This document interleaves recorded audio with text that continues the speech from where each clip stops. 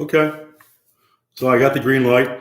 Hello, my name is Robert Ciresi, and I am the CEO of Ciresi Morek. And today is Friday, April 3rd. So thank you for all those who are joining me.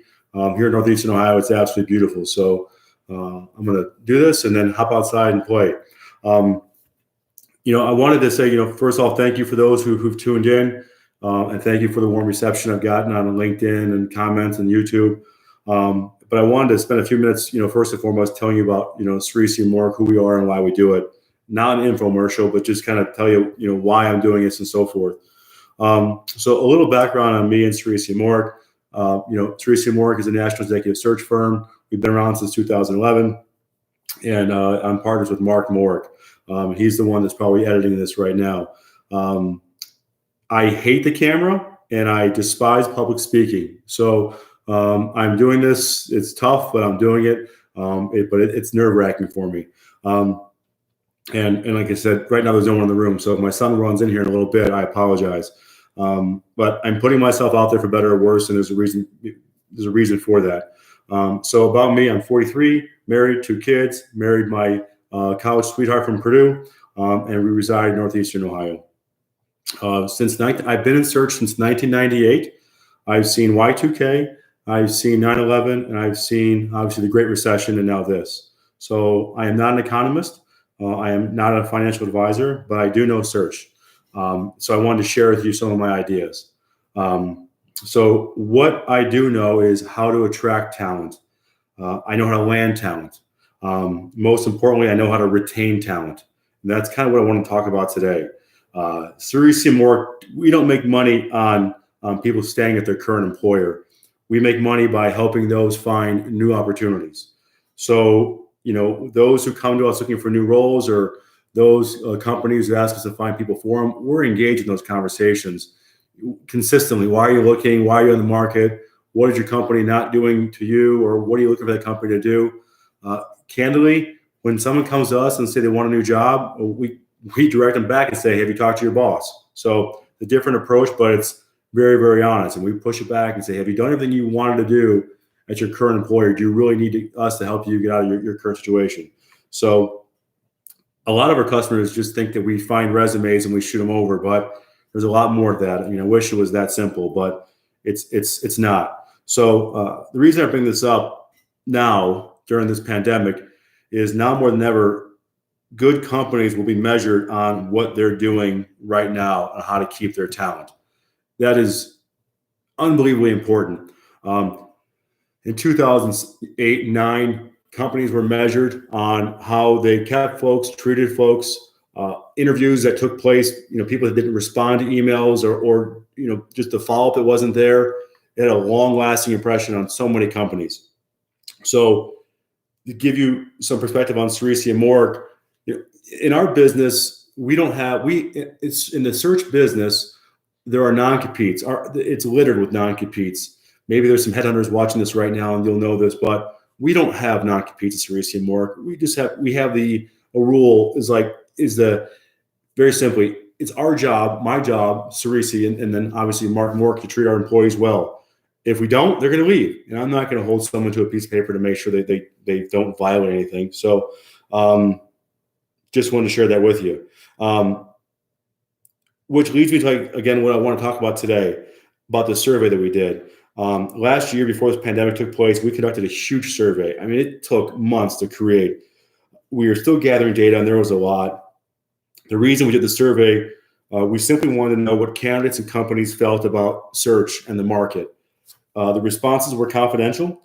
The responses were confidential. However, we offered people the ability to comment about our search business using their real names and emails. Maybe I'll read those for next Friday because they're kind of funny. We got crushed up by some people calling us just idiots, but they were funny. But for the most part, they were good. They demonstrated that we are honest and fair, and that's all I really care about, is being honest and fair. So once again, why we are doing this?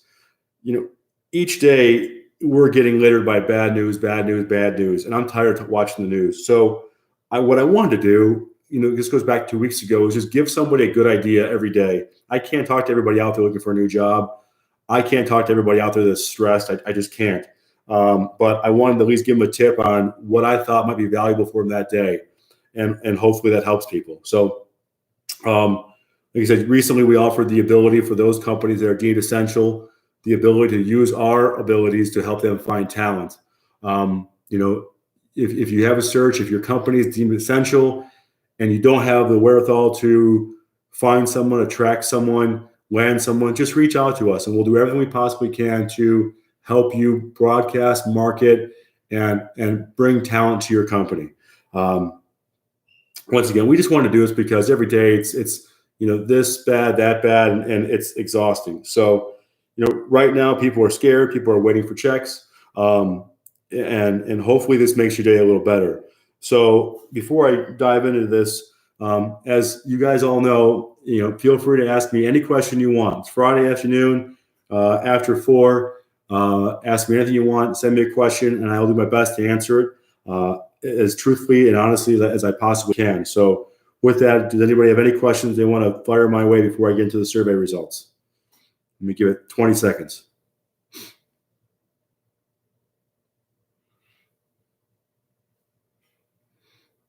Okay. So the survey results.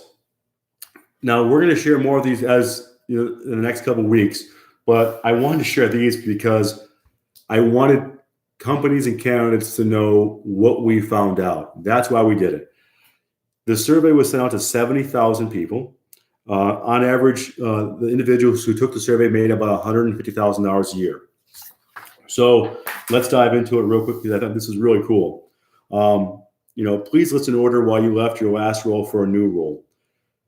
The biggest answer, around 40%, was work culture, and environment. So when I saw this as one of our biggest questions, that's what I wanted to talk about today. Some companies are just laying off. Some companies are doing furlough. Some companies are doing, one of my customers is doing just a kind of a salary reduction across the board. That is going to, pay out. The fruits of that are going to be phenomenal in the next coming months. If you're a company that is trying everything it possibly can to do what's best for the employee, I can assure you, I saw in 2008 and I saw in 2009, companies just slash folks just to kind of stay afloat. I will tell you that didn't work. People don't forget.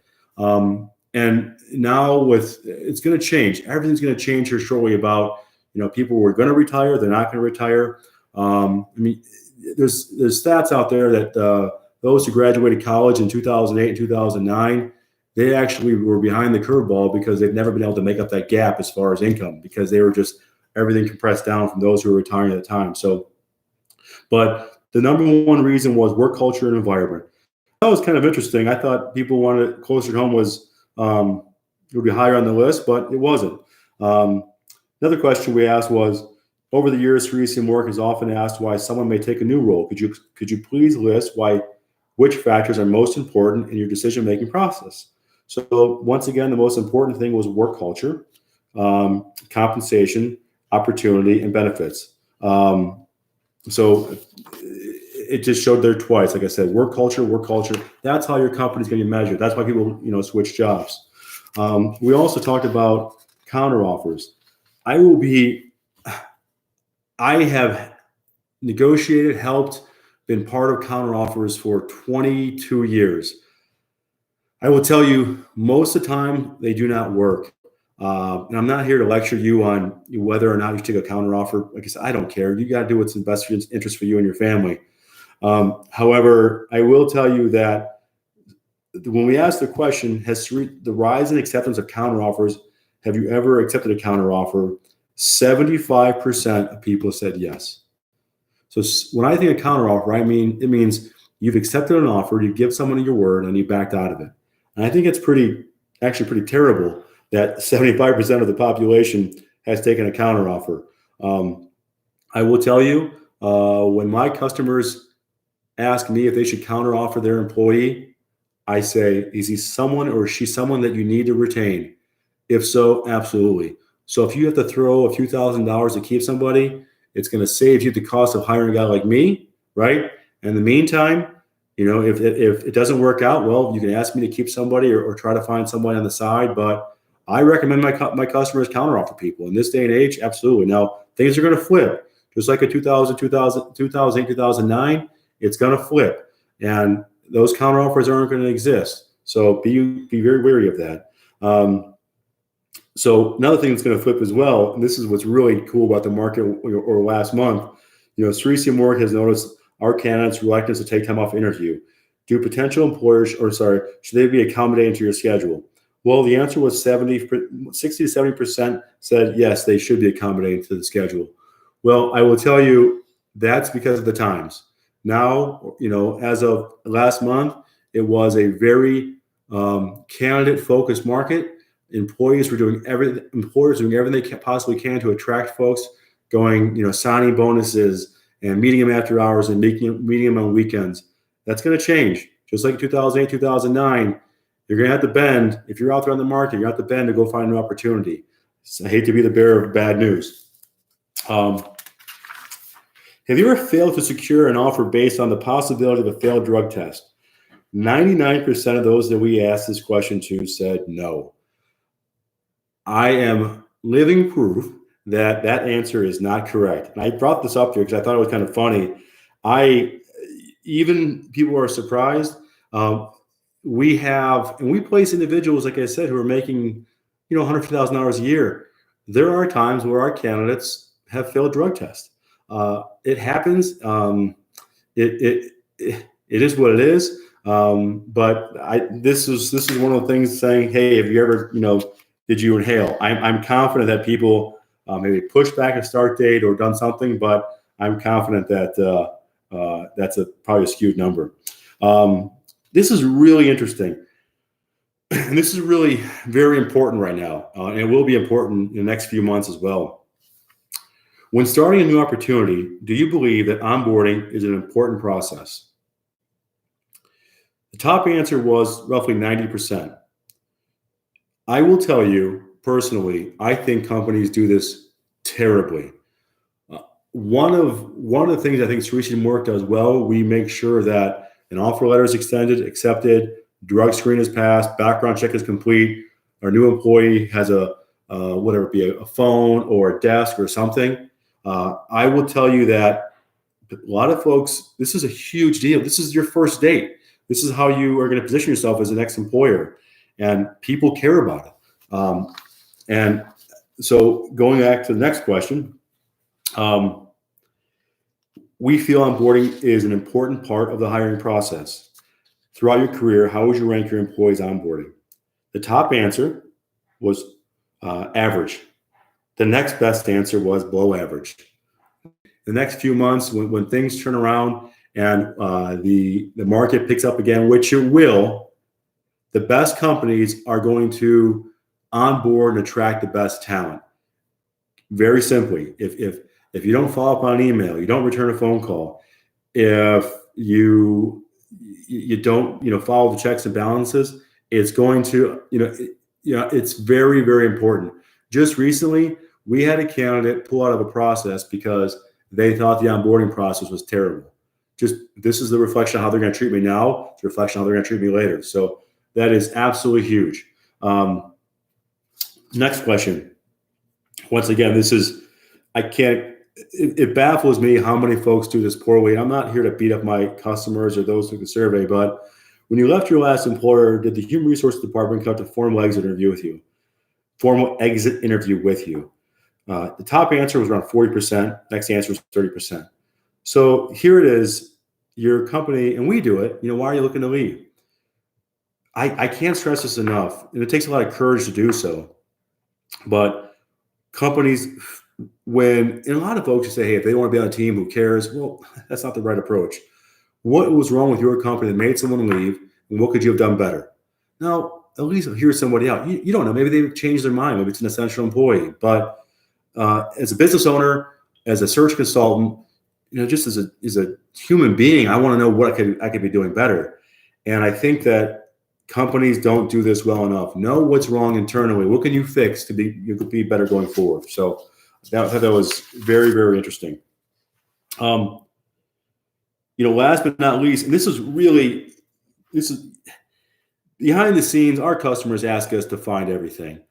you know, scour the earth, find the purple squirrel. We get tasked to find everything. But I wanted to share this with you because, you know, some of our comments that we get, you know, we're actually hired to screen people out. Okay. It sounds terrible, but our customers, they hire us. They want us to know, hey, we find the perfect candidate, use your network quick and deliver the perfect candidate. That's what we get hired to do.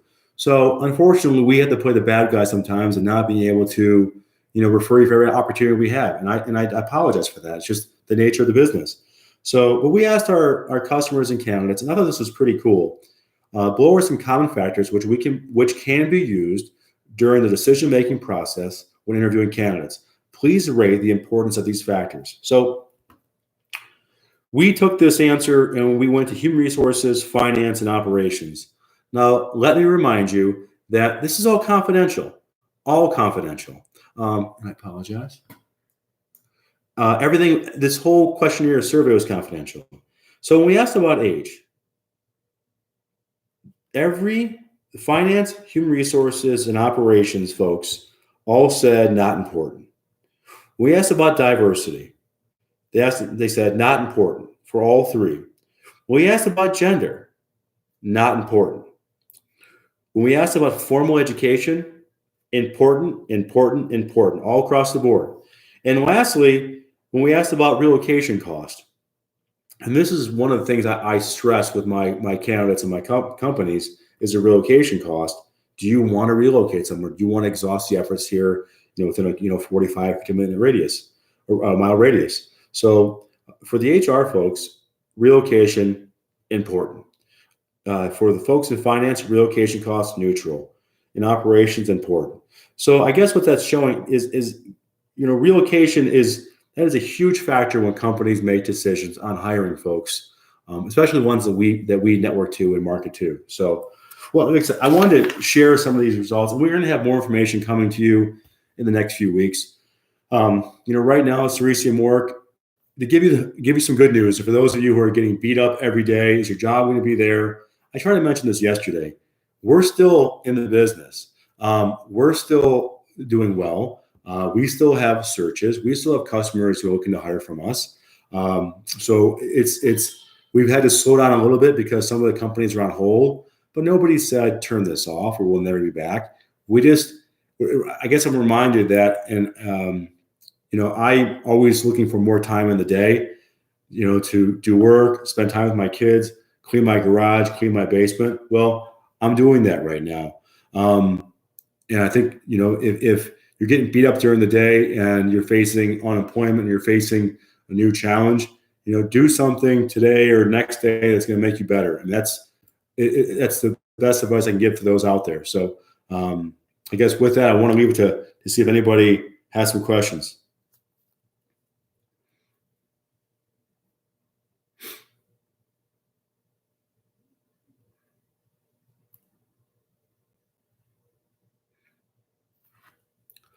We'll give it a minute or two.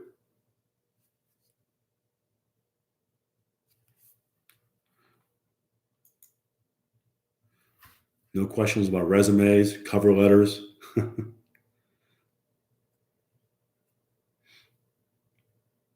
Okay.